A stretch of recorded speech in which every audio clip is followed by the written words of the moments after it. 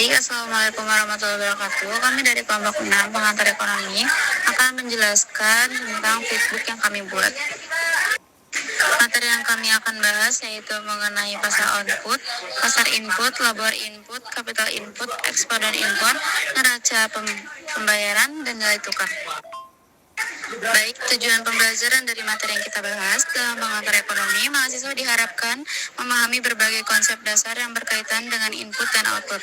Mereka akan belajar tentang pengertian labor input, yaitu tenaga kerja yang digunakan dalam produksi, serta bagaimana cara mengukurnya melalui jumlah pekerja dan jam kerja. Selain itu, pemahaman tentang capital input juga penting, di mana mahasiswa akan mengetahui fungsi dan peran modal dalam mengikat efisiensi produksi. Baik, pertama yang akan kita bahas yaitu mengenai pasar output dan input. Pengertian pasar output itu pasar yang memperjualbelikan barang dan jasa yang merupakan hasil dari kegiatan produksi. Ini mencakup produk jadi dan setengah jadi yang ditawarkan kepada konsumen.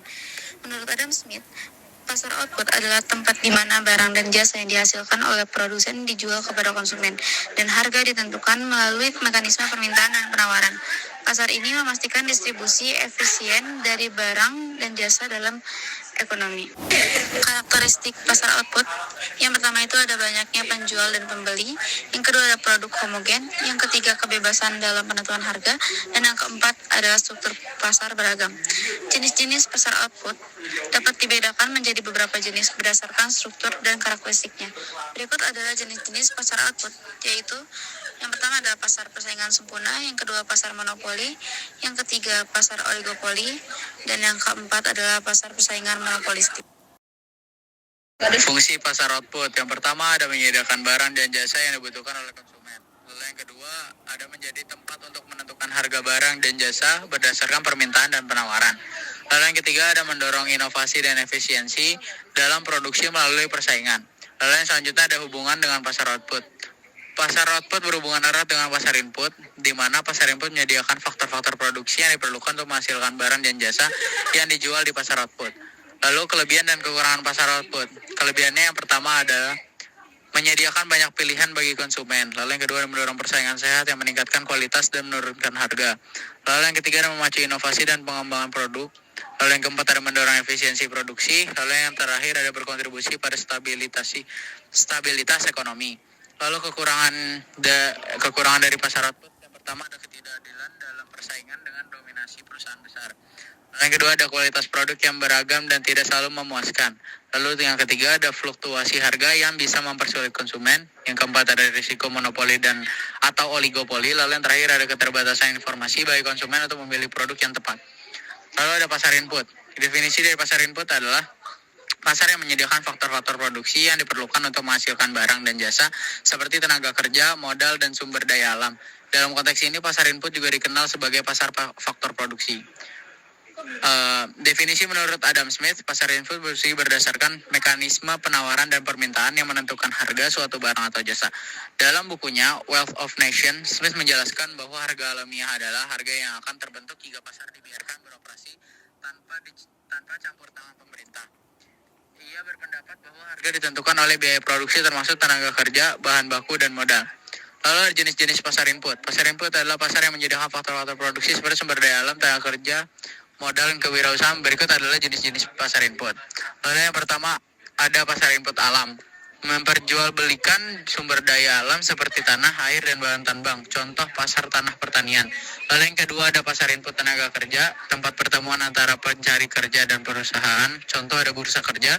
Yang ketiga, pasar input modal, memperjualbelikan barang modal seperti mesin dan uang untuk proses produksi. Contoh bursa efek atau transaksi saham. Yang terakhir ada pasar input kewirausahaan, memperjualbelikan kemampuan untuk mengorganisasikan faktor produksi. Contoh pasar franchise. Lalu yang selanjutnya ada fungsi pasar output. Yang pertama ada penyedia faktor produksi. Pasar input menyediakan sumber daya alam, tenaga kerja, modal, dan kewirausahaan yang dibutuhkan oleh perusahaan untuk menghasilkan barang dan jasa. Yang kedua ada interaksi permintaan dan penawaran. Harga faktor produksi ditentukan oleh interaksi antara permintaan dan penawaran. Faktor-faktor produksi permintaan input merupakan permintaan turunan yang dipengaruhi oleh permintaan output. Lalu yang ketiga ada transaksi antara produsen dan konsumen. Transaksi di pasar input melibatkan perusahaan sebagai produsen dan membeli faktor-faktor produksi dari konsumen atau rumah tangga. Misalnya perusahaan membeli tanah dari petani atau menyewakan tanah kepada perusahaan lain. Lalu kelebihan dan kekurangan pasar input. Kelebihannya yang pertama, sumber pembiayaan jangka panjang memudahkan perusahaan mendapatkan faktor produksi untuk mendukung usaha. Lalu yang kedua ada diversifikasi usaha, mendorong perusahaan untuk mengembangkan berbagai produk, mengurangi risiko ketergantungan. Lalu yang ketiga ada alokasi sumber daya optimal, meningkatkan efisiensi penggunaan faktor produksi. Lalu kekurangannya yang pertama adalah ketimpangan distribusi pendapatan. Dapat menyebabkan kesenjangan sosial antara pemilik faktor produksi. Lalu yang kedua ada eksploitasi faktor produksi, risiko eksploitasi tenaga kerja dan sumber daya alam. Lalu yang ketiga ada masalah lingkungan, penggunaan yang tidak ramah lingkungan dapat merusak ekosistem. Sekarang saya akan menjelaskan mengenai labor input. Labor input merupakan tempat tenaga kerja atau sumber daya manusia yang dibeli dan dijual. Artinya tenaga kerja dianggap sebagai input dalam proses produksi barang dan jasa. Contoh pasar input tenaga kerja mencakup berbagai situasi di mana tenaga kerja diperjualbelikan antara pencari kerja dan perusahaan. Berikut ini adalah beberapa contoh spesifiknya. Yang pertama ada job fair atau pameran karir. Acara di mana perusahaan mempromosikan lowongan pekerjaan kepada pencari kerja. Yang kedua ada bursa kerja, yaitu platform yang menghubungkan pencari kerja dengan perusahaan yang mencari kandidat. Lalu yang ketiga ada tenaga kerja terampil, yaitu pekerjaan seperti montir, teknisi, dan profesional IT yang menawarkan keahlian mereka. Lalu yang keempat ada tenaga kerja kasar, yaitu pekerjaan fisik seperti kuli bangunan dan pemulung yang menawarkan jasa untuk mendapatkan upah. Input tenaga kerja ini dapat diukur dengan dua cara utama. Yang pertama, yaitu jumlah pekerja yang dipekerjakan. Tujuan ini mengacu pada total jumlah karyawan yang bekerja dalam suatu perusahaan atau organisasi. Lalu yang kedua ada jumlah jam kerja. Jumlah jam kerja mengacu pada total jam kerja yang dihabiskan oleh semua karyawan dalam periode tertentu. Biasanya dihitung dalam jam per minggu atau per bulan. Berdasarkan tujuan produktivitasnya, labor input dibagi menjadi dua kategori utama. Yang pertama adalah labor input efektif, yaitu tenaga kerja yang secara langsung berkontribusi pada proses produksi dan menghasilkan output seperti operator mesin atau tukang. Lalu yang kedua adalah labor input kontributif, yaitu tenaga kerja yang tidak langsung menghasilkan output tetapi mendukung operasi seperti pengawasan, perawatan alat, dan administrasi. Lalu ada data sumber tenaga kerja. Yang pertama ada sumber internal. Sumber internal ini yang pertama mencakup promosi, yaitu mengisi lowongan dengan karyawan yang dipromosikan dari posisi yang lebih rendah. Yang kedua adalah rotasi, yaitu memindahkan karyawan ke posisi setara di dalam perusahaan. Yang ketiga ada demosi, yaitu mengisi lowongan dengan karyawan yang diturunkan dari jabatan lebih tinggi. Yang terakhir ada re-employing, yaitu mempekerjakan kembali mantan karyawan yang sudah familiar dengan perusahaan. Lalu yang kedua ada sumber eksternal. Sumber eksternal ini yang pertama mencakup iklan lowongan kerja, yaitu menarik pelamar dari publik melalui media cetak atau online. Lalu yang kedua ada referensi karyawan, yaitu menggunakan rekomendasi dari karyawan yang ada untuk menemukan kandidat. Lalu yang ketiga ada institusi pendidikan, yaitu merekrut melalui program magang atau kerja sama dengan sekolah dan universitas. Lalu yang keempat ada instansi pemerintah, yaitu menggunakan bursa kerja atau agen tenaga kerja untuk menemukan pelamar. Lalu yang kelima ada agen perekrutan, yaitu menggunakan headhunter untuk mencocokkan kandidat dengan kualifikasi yang tepat.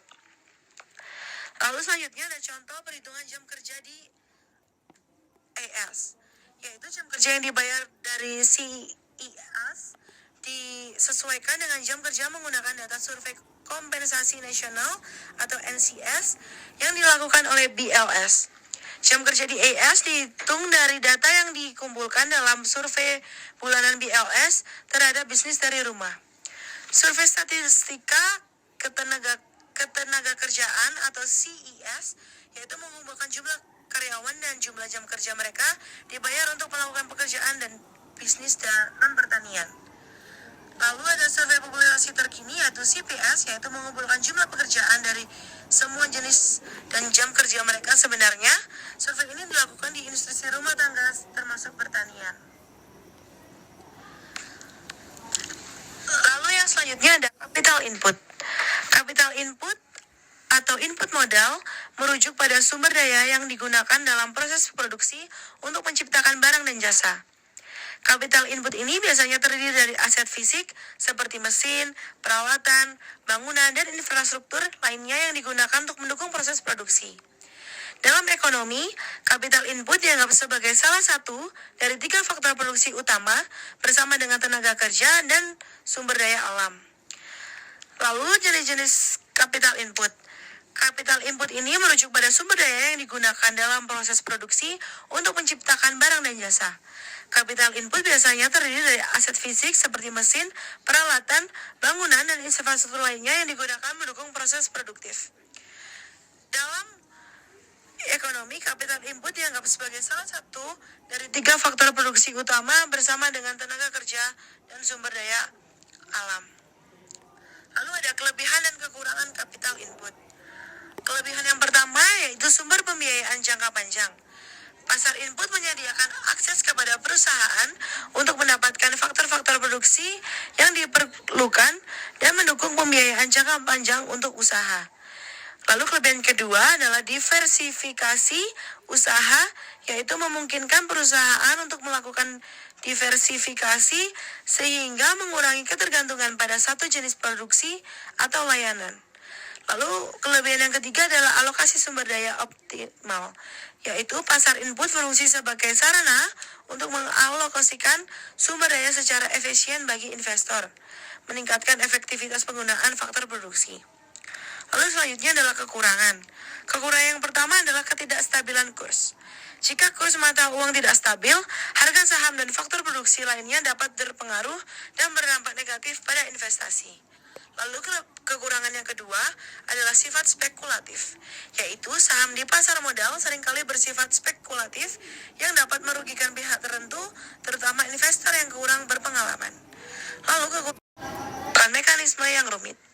Proses dan mekanisme pasar modal yang kompleks dapat menyulitkan pihak-pihak tertentu untuk terlibat secara efektif, menghambat partisipasi mereka dalam pasar. Di sini saya ingin menjelaskan tentang kerjasama dan perdagangan internasional atau ekspor-impor, neraca pembayaran atau balance of payment, nilai tukar atau exchange rate.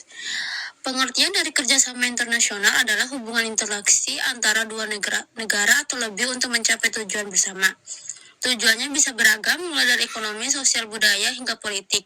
Yang kedua ada perdagangan internasional. Perdagangan internasional adalah aktivitas jual beli barang atau jasa yang dilakukan antar negara. Ini melibatkan ekspor atau menjual ke negara lain dan impor atau membeli dari negara lain. Yang ketiga ada impor. Impor adalah kegiatan membeli barang atau jasa dari negara lain untuk memenuhi kebutuhan dalam negeri yang tidak dapat dipenuhi oleh produksi domestik. Yang keempat ada ekspor. Ekspor adalah kegiatan menjual barang atau jasa ke luar negeri seorang atau lembaga yang melakukan ekspor disebut dengan eksportir. Di sini juga ada pengertian dari eksportir sendiri. Eksportir sendiri adalah kegiatan badan hukum atau perseorangan yang melakukan kegiatan ekspor. Kegiatan ekspor yang dilakukan dalam skala besar tentunya akan melibatkan bea cukai sebagai pengawasan lalu lintas suatu negara. Di sini juga ada beberapa dari alasan negara melakukan impor. Yang pertama ada keterbatasan sumber daya. Keterbatasan sumber daya adalah tidak semua negara memiliki sumber daya alam yang lengkap. Impor dilakukan untuk memperoleh bahan baku yang dibutuhkan untuk produksi. Yang kedua adalah meningkatkan kualitas produk. Meningkatkan kualitas produk adalah impor barang, modal atau teknologi dapat meningkatkan kualitas produk dalam negeri. Yang ketiga ada menjaga stabilitas harga. Menjaga stabilitas harga adalah impor dapat membantu menjaga stabilitas harga dalam negeri dengan menyediakan alternatif produk. Yang keempat ada menambah pilihan konsumen.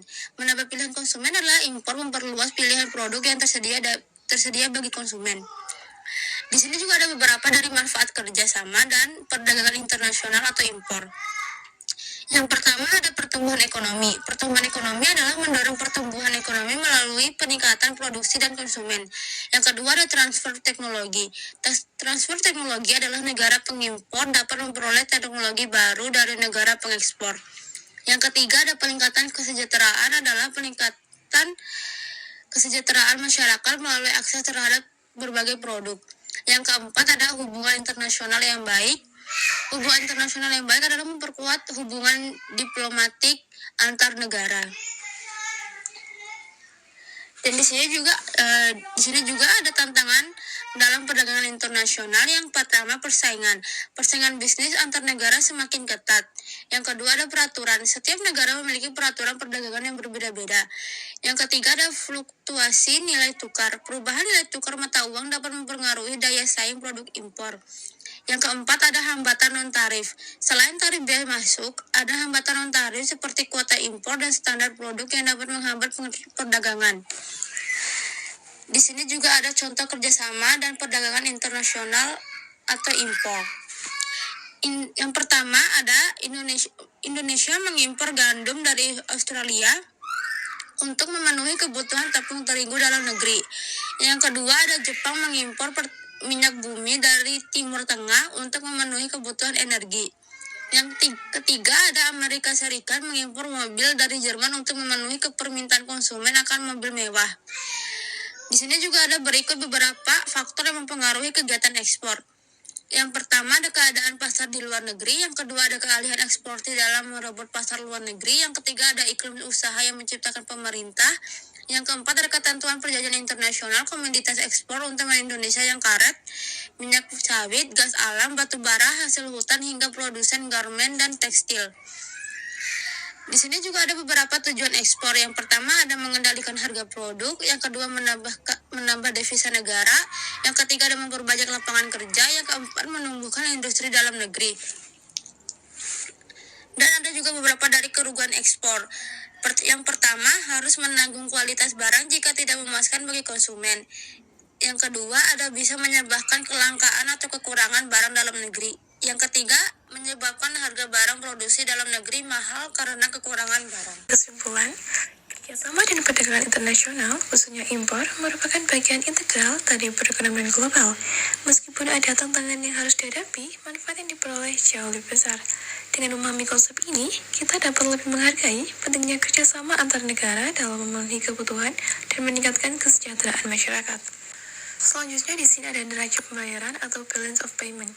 Neraca pembayaran adalah catatan sistematis transaksi ekonomi antara penduduk suatu negara dengan negara lain dalam periode waktu tertentu.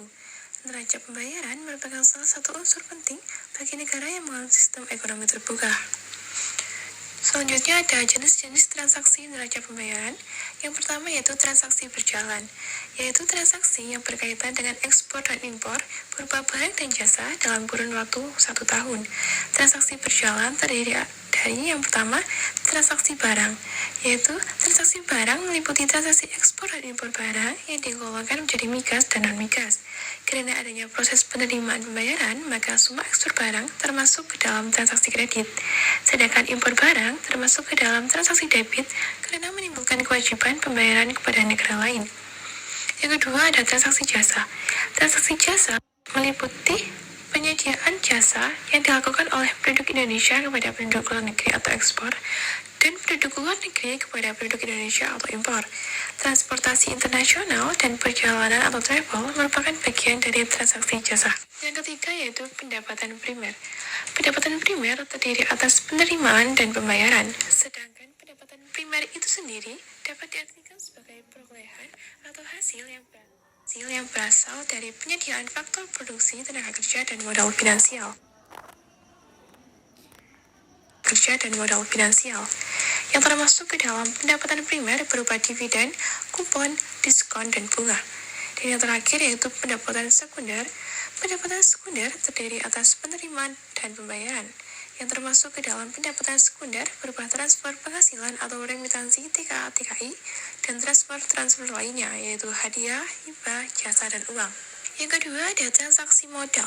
Transaksi modal biasanya dipakai untuk mencatat hasil bersih yang diperoleh dari transaksi pengeluaran dan pendapatan modal. Transaksi modal terdiri dari aset tetap dan hibah investasi. Transaksi modal mempunyai dua unsur, yaitu transfer modal dan aset non-keuangan non-produksi. Transaksi modal dihitung dengan cara menjumlahkan nilai bersih yang diperoleh dari transfer modal dan aset non-produce non-financial asset.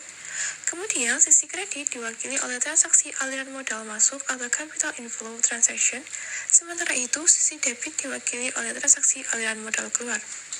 Dan yang terakhir yaitu transaksi finansial. Transaksi finansial adalah transaksi yang memberitahukan perubahan kepemilikan aset dan kewajiban finansial luar negeri dalam waktu satu periode. Adapun kategorinya yang pertama yaitu investasi langsung. Investasi langsung adalah investasi yang dilakukan investor dengan menanamkan modalnya yang bertujuan untuk berinvestasi dalam jangka panjang di suatu perusahaan Indonesia atau luar negeri. Yang kedua, investasi portofolio. Investasi portofolio adalah investasi yang keuntungannya didapatkan dari investasi di surat-surat berharga. Investasi ini bersifat jangka pendek. Yang ketiga, derivatif finansial.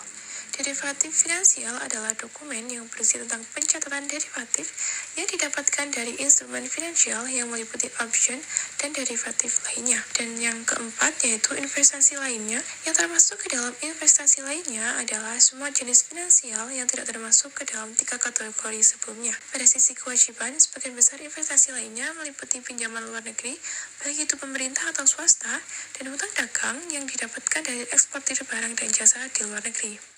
Berikutnya ada jenis-jenis dari neraca pembayaran. Di sini ada 3 jenis. Yang pertama, neraca pembayaran defisit, yaitu neraca yang menandakan bahwa nilai impor lebih besar daripada nilai ekspor. Jika suatu negara terus-menerus mengalami defisit, maka sektor keuangan berjalan lambat dan pertumbuhan ekonomi sulit untuk berkembang. Yang kedua, neraca pembayaran surplus, yaitu neraca yang menandakan bahwa transaksi debit atau jumlah yang harus dibayarkan ke luar negeri lebih kecil daripada penerimaan dari luar negeri. Dan yang ketiga, neraca pembayaran seimbang, yaitu neraca yang menunjukkan bahwa transaksi pembayaran ke luar negeri jumlahnya sama dengan penerimaan dari luar negeri. Jika suatu negara ingin meningkatkan pendapatan, maka perlu menurunkan nilai impor sekaligus menaikkan nilai ekspor. Lalu ada fungsi dari neraca pembayaran itu sendiri. Yang pertama, sebagai bahan pemerintah dalam mengambil keputusan di bidang perdagangan internasional. Yang kedua, sebagai bahan pemerintah dalam membuat keputusan atau kebijakan moneter yang dilaksanakan suatu negara. Yang ketiga, sebagai alat untuk menilai keadaan ekonomi yang berhubungan dengan transaksi ekonomi internasional suatu negara. Yang keempat, sebagai alat pendataan transaksi ekonomi agar pemerintah suatu negara ketika melakukan ekspor dan impor tidak mengalami kerugian dan bisa melakukan penyelesaian pembayaran tepat waktu.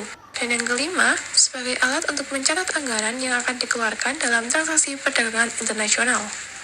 Yang selanjutnya adalah tujuan dari neraca pembayaran.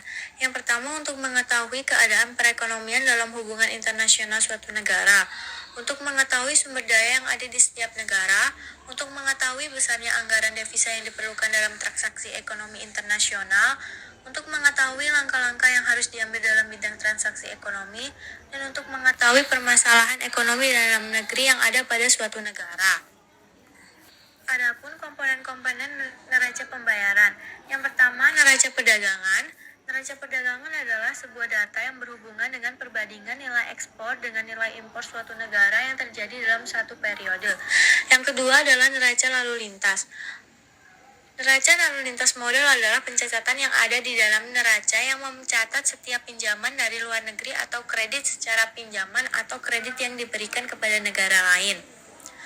Yang ketiga, neraca lalu lintas moneter. Neraca lalu lintas moneter adalah pencatatan yang ada di dalam neraca yang mencatat tentang perubahan atau pertumbuhan cadangan devisa pada suatu negara. Yang keempat, neraca hasil modal. Neraca hasil modal adalah pencatatan yang ada di dalam neraca yang mencatat semua pembayaran dan penerimaan dividen, berbagai macam hadiah yang diberikan oleh negara lain, dan bunga gaji tenaga asing. Yang kelima, neraca jasa. Neraca jasa adalah pencatatan yang ada di dalam neraca yang mencatat transaksi jasa yang dilakukan suatu negara dan diterima oleh negara lain selama satu periode. Materi selanjutnya adalah tentang nilai tukar. Nilai tukar adalah kurs yang digunakan untuk menukar satu mata uang dengan mata uang lain. Nilai tukar menentukan berapa banyak satu mata uang yang dibutuhkan untuk membeli sejumlah unit mata uang negara lain. Misalnya, jika nilai tukar rupiah terhadap dolar Amerika Serikat adalah 15.000 per US dollar, artinya kita perlu membayar 15.000 untuk mendapatkan 1 dolar Amerika Serikat. Adapun jenis-jenis dari nilai tukar, yang pertama adalah kurs nominal. Adalah nilai yang digunakan seseorang saat menukar mata uang suatu negara dengan mata uang negara lain. Yang kedua adalah kurs real, adalah nilai tukar yang digunakan seseorang saat menukarkan barang dan jasa suatu negara dengan barang dan jasa negara lain. Ada beberapa sistem nilai tukar yang diterapkan di beberapa negara. Yang pertama adalah sistem kurs tetap. Nilai tukar diterapkan oleh pemerintah dan dijaga stabil melalui intervensi pasar. Dalam sistem ini, pemerintah atau bank sentral negara yang bersangkutan turut campur secara aktif dalam pasar valuta asing dengan membeli atau menjual valuta asing jika nilainya menyimpang dari standar yang telah ditentukan. Yang ketiga adalah sistem kurs mengambang. Nilai tukar ditentukan oleh mekanisme pasar tanpa intervensi pemerintah. Dan yang terakhir adalah sistem kurs mengambang terkendali. Pemerintah melakukan intervensi untuk menjaga nilai tukar dalam batas tertentu. Ada faktor-faktor yang mempengaruhi nilai tukar. Yang pertama adalah faktor fundamental. Ini mencakup indikator ekonomi seperti inflasi, suku bunga, dan pertumbuhan ekonomi. Yang kedua adalah faktor teknis. Faktor teknis berkaitan dengan kondisi permintaan dan penawaran devisa pada saat tertentu. Apabila ada kelebihan permintaan sementara penawaran tetap, maka harga valuta asing akan terapresiasi. Sebaliknya, apabila ada kekurangan permintaan sementara penawaran tetap, maka nilai valuta asing akan terdepresiasi. Yang ketiga adalah sentimen pasar. Sentimen pasar lebih banyak disebabkan oleh rumor atau berita politik yang bersifat insidentil, yang mendorong harga valuta asing naik atau turun secara tajam dalam jangka pendek. Apabila rumor atau berita sudah berlalu, maka nilai tukar akan kembali normal. Dan yang terakhir adalah dampak perubahan nilai tukar. Yang pertama adalah perdagangan. Apresiasi mata uang dapat membuat ekspor menjadi lebih mahal dan impor menjadi lebih murah. Sebaliknya, depresiasi mata uang dapat membuat ekspor lebih murah dan impor lebih mahal. Yang kedua adalah investasi. Perubahan nilai tukar dapat memengaruhi arus modal masuk dan keluar suatu negara. Yang ketiga ada inflasi. Depresiasi mata uang dapat meningkatkan biaya produksi dan mendorong terjadinya inflasi. Dan yang terakhir adalah pertumbuhan ekonomi. Perubahan nilai tukar dapat memengaruhi kinerja sektor ekspor dan impor yang pada akhirnya akan berdampak pada pertumbuhan ekonomi. Baik, sekian dari presentasi yang kami dapat sampaikan. Kurang lebihnya mohon maaf. Wassalamualaikum warahmatullahi wabarakatuh.